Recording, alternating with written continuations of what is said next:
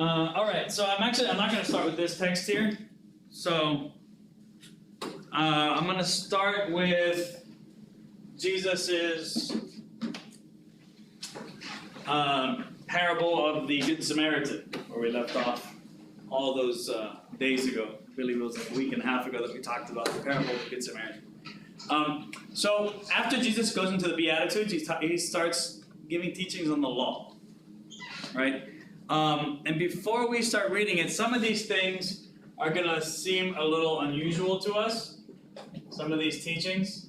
Like he's going to say things like, you've heard that it was said you shall not commit adultery, but I tell you that anyone who looks on a woman lustfully has already committed adultery with her in his heart. Right? If your right eye causes you to stumble, gouge it out and throw it away. It's better for you to lose one part of your body than it is for you to lose your whole body to be thrown into hell. Right? Likewise, if your right hand, same thing. So he says things like that, right? And then he says things that some people disagree with. I mean, we kind of like the idea of it, but if you press somebody on it, they might not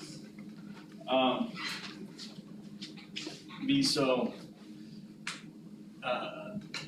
They might not be so optimistic about it. Like murder, for example, he says, "You have heard it was said that to the people long ago, you shall not murder, and anyone who murders will be subject to judgment. But I tell you that anyone who is angry with his brother or sister will be subject to judgment." Again, anyone who says to a brother or sister, "Raka," which is like an insult, is answerable to the court, and anyone who says, "You fool," will be in danger of hellfire. Therefore, if you're offering a gift at the altar, well, we can stop there. So he says, like murder is wrong. We all agree. But he says, even if you are angry with somebody, he's saying, even being angry with somebody or like wanting to murder them, right, is just like you've murdered them. He said he's making a moral equivalent between the two. Right? So, there is a certain sternness to the law that he's teaching here, and if we read these things, some of them might come off as confusing, right? So, what is Jesus' teachings on the law? Before we understand this, remember what we learned about John the Baptist, right? What's the purpose of baptism? What's the purpose of baptism? Yeah, rebirth, a cleansing, a ritual purification, right? It cleanses a person from the inside. They're repenting from sinful ways. So at the heart of Jesus' teaching, we're going to see is not an external cleansing, which was the Jewish custom of the time, right? And even still today, right? Ritual purity. But an internal cleansing, right? So, first of all, what's at the heart of the law? Well, let's go back to the parable of the Good Samaritan. Jesus is entering into this rabbinic discourse with a Pharisee. Pharisee asks him, what's the most important law? Something to that effect, right? And what was the answer? Parable of the Good Samaritan. We covered that a few weeks ago. Oh, love your neighbor. That's the second part? What's the first part? Love God, love your neighbor, right? That's the answer, right? Love God, love your neighbor. And Jesus asked the rabbi, how do you read it? And then the rabbi says, that's the answer. And then Jesus says, yes, do this and you will live. And then the rabbi asks a follow-up question, right? What's the follow-up question? Yeah? Like who is your neighbor? Right? Yeah. He says, well, who's my neighbor? Right? It's kind of an interesting question, but it's a legal question, right? Like, all right, let me understand this more deeply because the law says to love my neighbor. So let me understand exactly what that category of person is before I start, so I can understand how to treat different people, right? So what's the message of the parable of the Good Samaritan? Jesus at the end asked, who was a neighbor to the guy who got robbed? the Samaritan, right? But the rabbi answers the question, and he doesn't actually say the Samaritan. And what was the significance, do you guys remember, of the protagonist of the story being a Samaritan? The Samaritans, like culturally, they don't like the guy that was to be robbed. Right, right, so the Samaritans were seen as like third class citizens, not even second class, right? Excuse me, I used to always I was looking at scissors.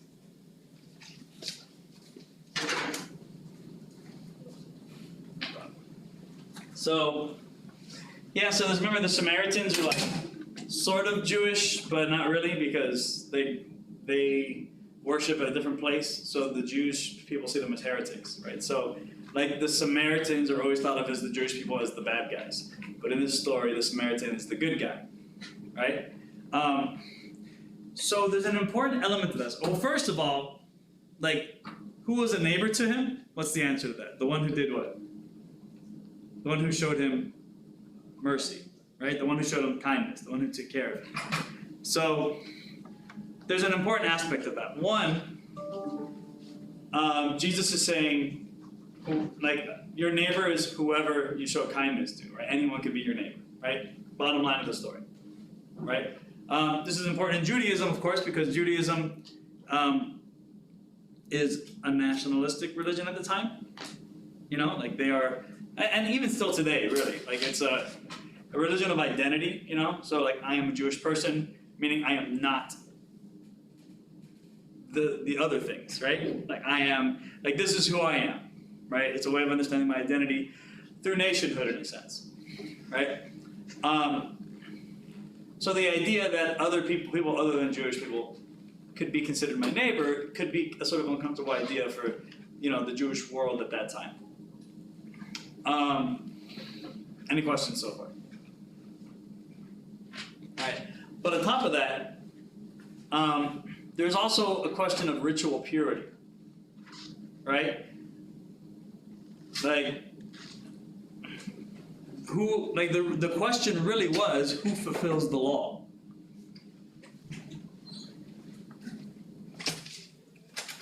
You guys are killing me. What's going on? Owen's asking if you had like the dates for the retail. It's supposed to be this Thursday and Friday, but I haven't gotten an email from Albuquerque. So I'm going to email her today. Okay. So really, at the beginning of it, think, what's the question? You know, how do I fulfill the law, right? Isn't that the question that we're dealing with? Do you guys agree? You know, so this idea that someone who is a Samaritan, who is not a Jewish person, who is considered a heretic, unclean, that they are fulfilling the law better than the priests and the Levites, right? Like the most holy people, right? That's another element of that Good Samaritan story, you know? So what does it mean to fulfill the law? So it's important for us to understand that in Judaism at this time, and even till today, this is the foundations for what we call Rabbinic Judaism. And Rabbinic Judaism is just Judaism as we understand it. It's the foundations of the Judaism that we understand, right? And if you guys recall, the big difference between the Sadducees and the Pharisees was that the Sadducees rejected everything except the Torah, right? So Jesus is really in conflict with the Pharisees because the Pharisees believe in something called the oral Torah, right? Do you guys remember what the oral Torah is? Maybe? So the Tanakh would be considered just the whole Hebrew Bible.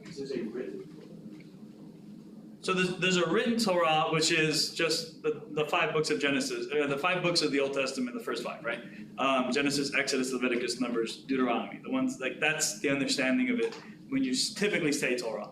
But the oral Torah is, the Pharisees believed, and this was a unique belief to the Pharisees, right?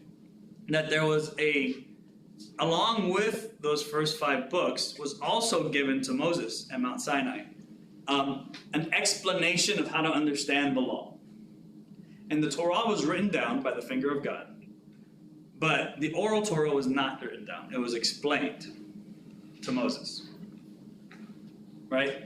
And the tradition of oral Torah was where the Jewish people got their laws from.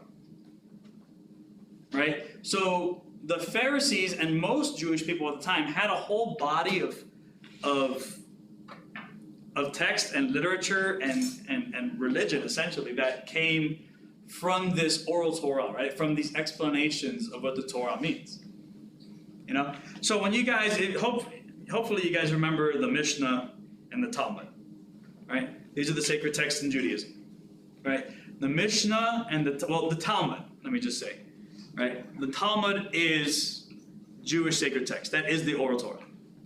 It was at one point written down, right? And like 300, it was codified in 300 CE or AD.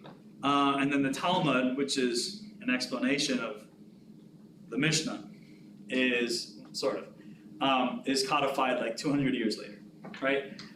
So without going into a whole history of Jewish literature or sacred text, basically the Mishnah, it explains the Torah and the Talmud explains the Mishnah, right? So it's just teachings built upon teachings, right? And if you recall, the Mishnah and the Talmud never give straight answers, right? It's always a debate between rabbis, you know?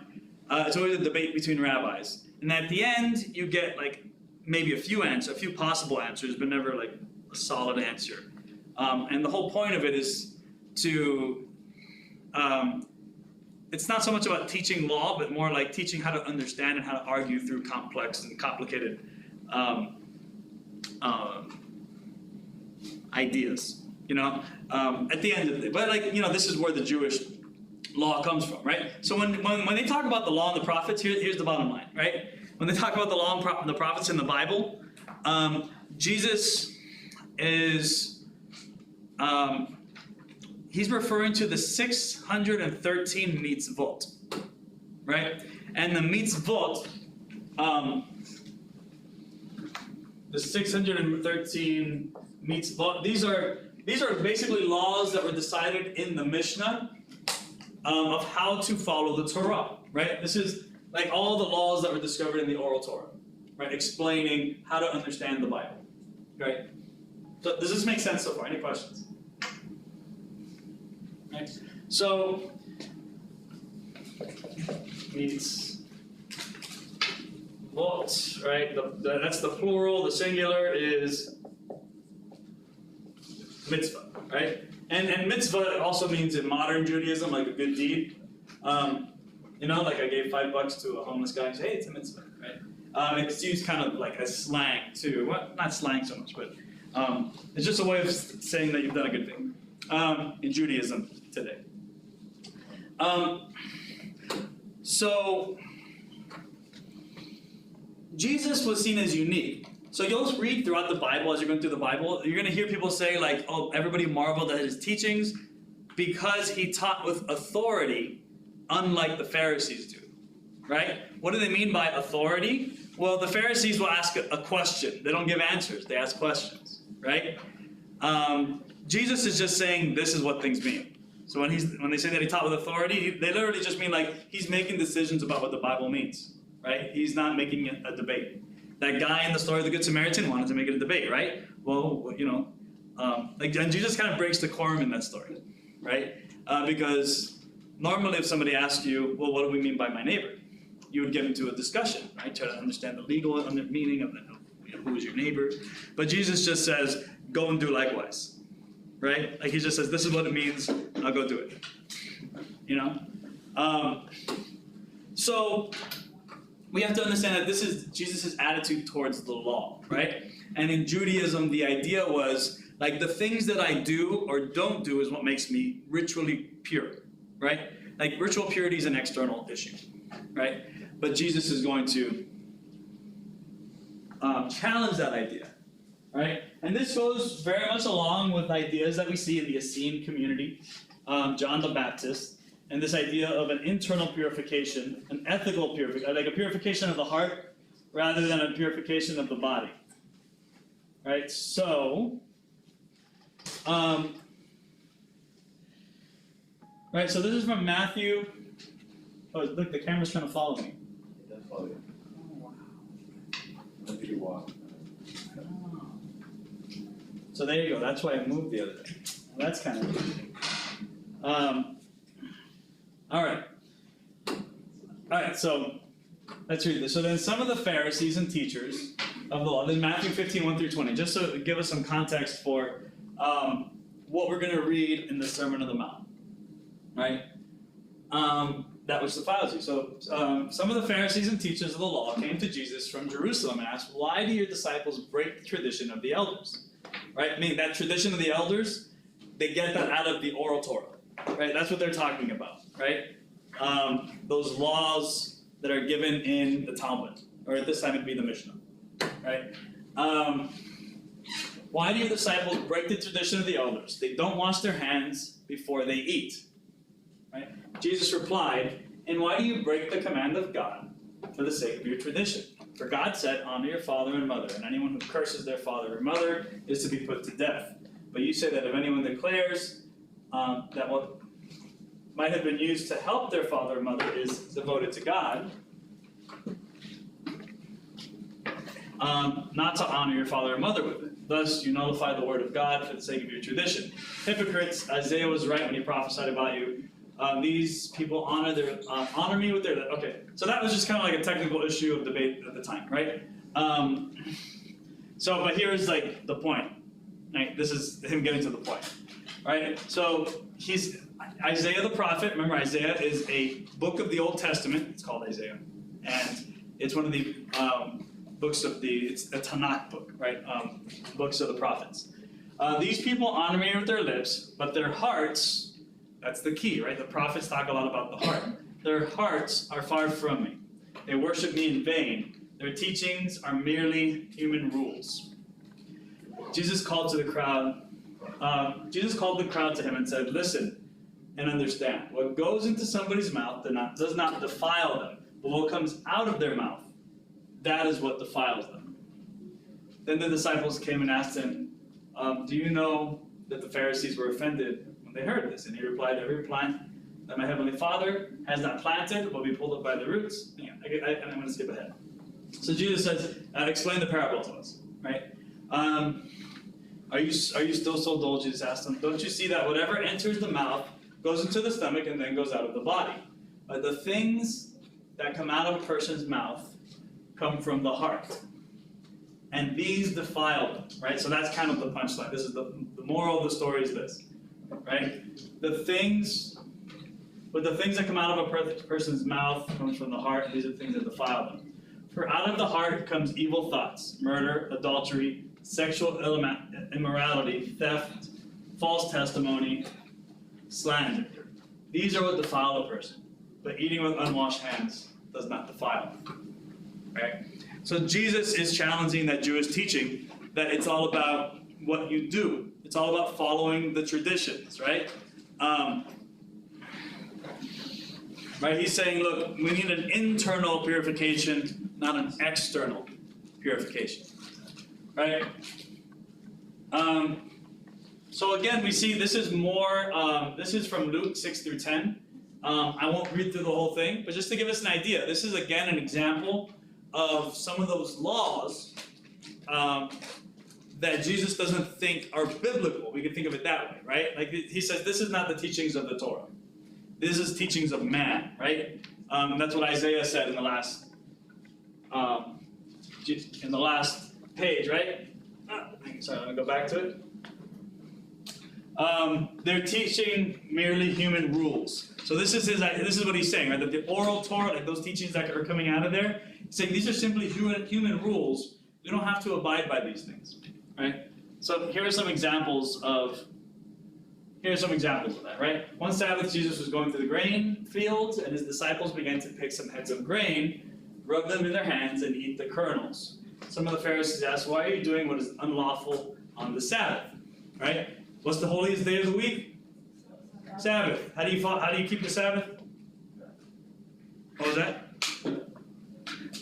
No work. Yeah, no work. You don't work, right? So what does it mean to work? Right? Well, they had a whole list of things. I think we talked about this before, right?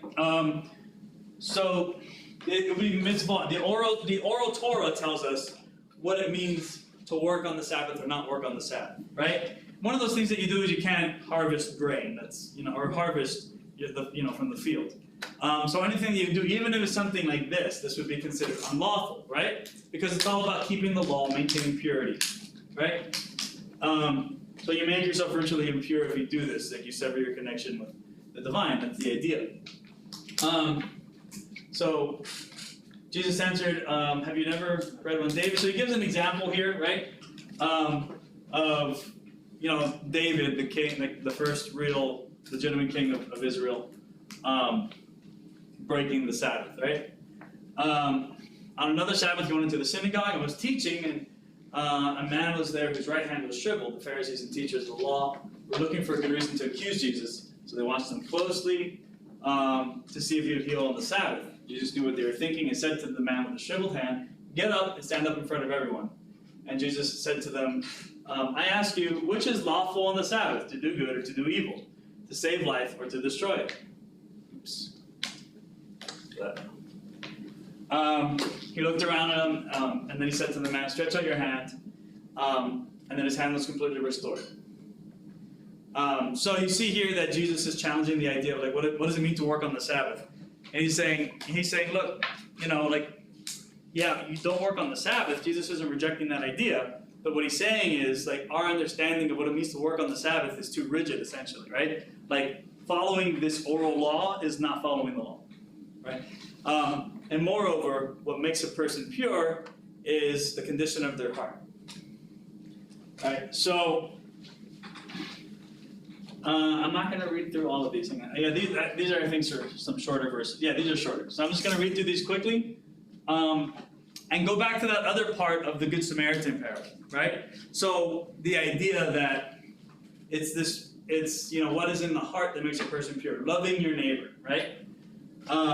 This is the other part of the law, right? So a person who is like purified on the inside, they will do good things, right? Like they will be a person who loves their neighbor and whatnot. So Matthew 12:33-37, a tree is known by its fruit. Either make the tree good and its fruit good, or make the tree bad and its fruit bad. For the tree is known by its fruit. You brood of vipers, how can you speak good when you are evil? It's talking to the Pharisees, right? A little harsh. For out of the abundance of the heart, the mouth speaks.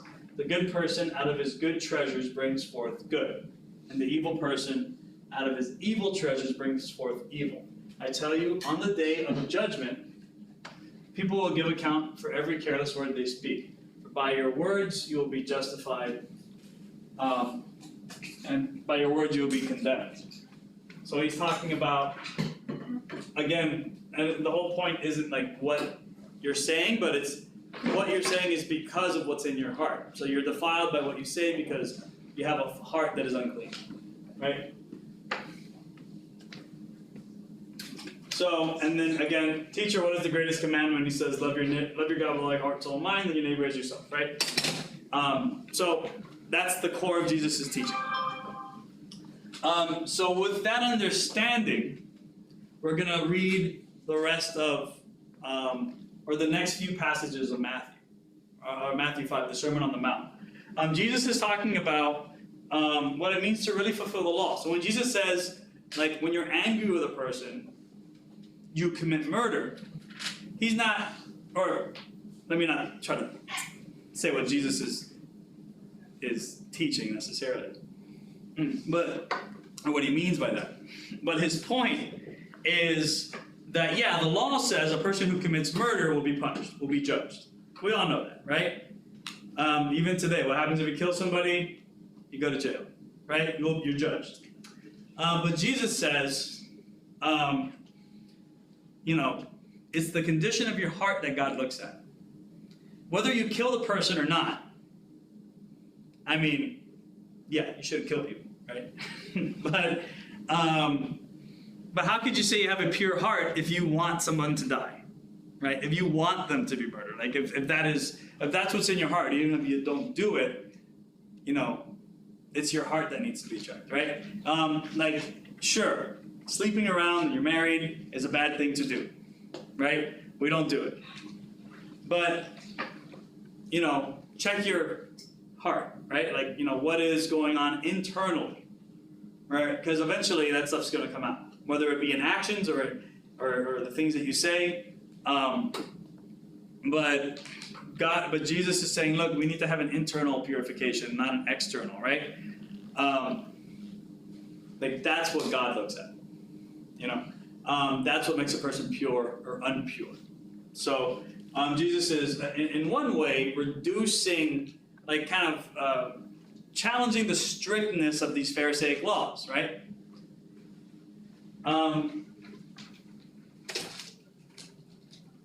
He's challenging the strictness of them. He's saying, look, there's no sense. He's saying, look, what the difference does it make if I'm picking grain and eating it in the field and enjoying my day, right? Like if I want to enjoy the Sabbath that way, what's the big deal? But on the other hand, he's raising the standard, right? He's saying, look, it's not about what you do, but it's about what's inside of you. So he's like bringing up the standard of what it means to follow the law, right? Now, one question, and I'm going to end with this, all right? And I'm not going to go into the readings today, but I'm going to send this out to you, and you guys need to read them and develop an understanding of them before we go on, okay?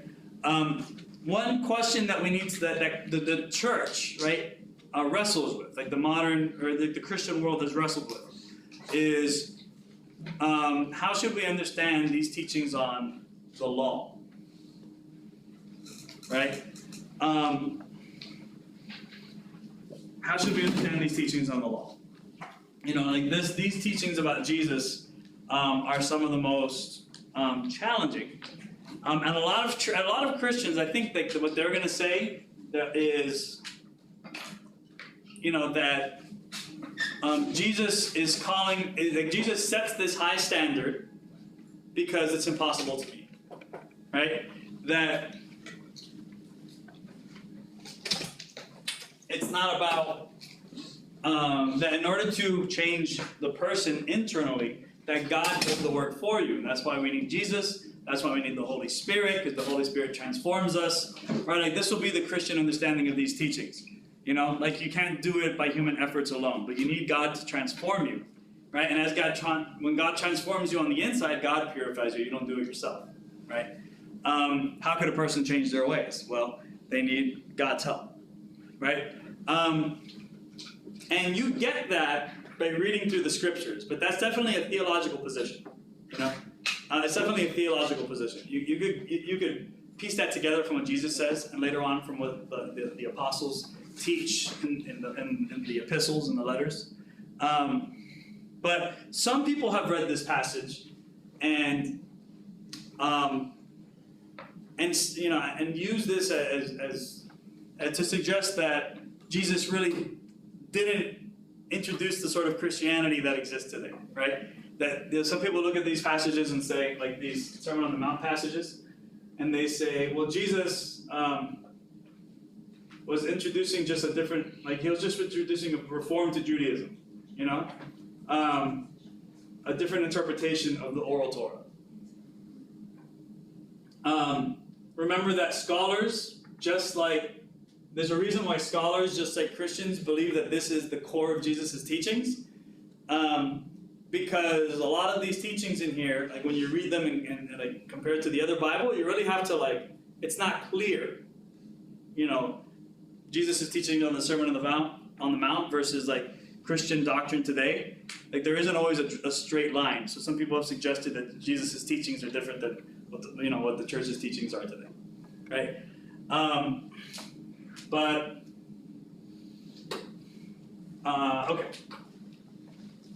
That's all I'm going to, that's as far as I'm going to get today. So, you guys have any questions for me? All right, cool. So I'm going to send this out to you guys. As you saw in there, I put some of the textbook information along with this. I'm just going to say that we should read up to what I have in here today. Jesus' teachings on law kind of cover the next few chapters.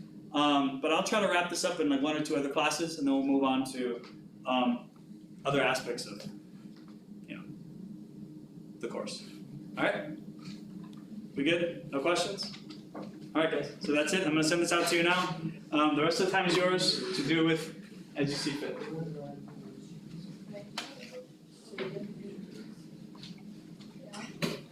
right?